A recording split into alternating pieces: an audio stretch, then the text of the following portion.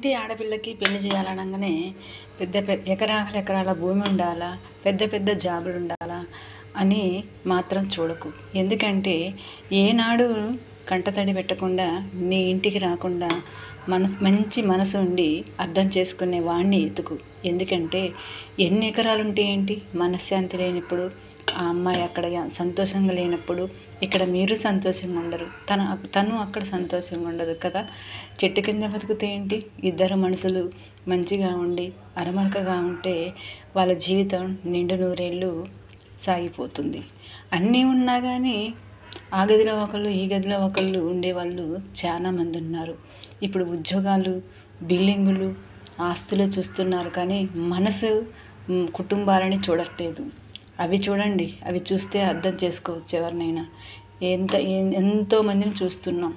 ఎన్నో కోట్లు లక్షలు ఇచ్చే వాళ్ళని చంపేసి మళ్ళీ పెళ్లి చేసుకుంటున్నారు. అంతకంటే మనలో మనకేంటి, మనకు తెలిసిన వాళ్ళని ఇచ్చుకోవటం, మన బిడ్డ కళ్ళ ముందు ఉండటం మంచిది కదా. జీవి పోయినాక ఏడిస్తే తిరిగి వస్తుందా? ఉన్నప్పుడు ఆలోచించకుండా పోయినాక ఆలోచిస్తే ప్రయోజనం ఏంటి?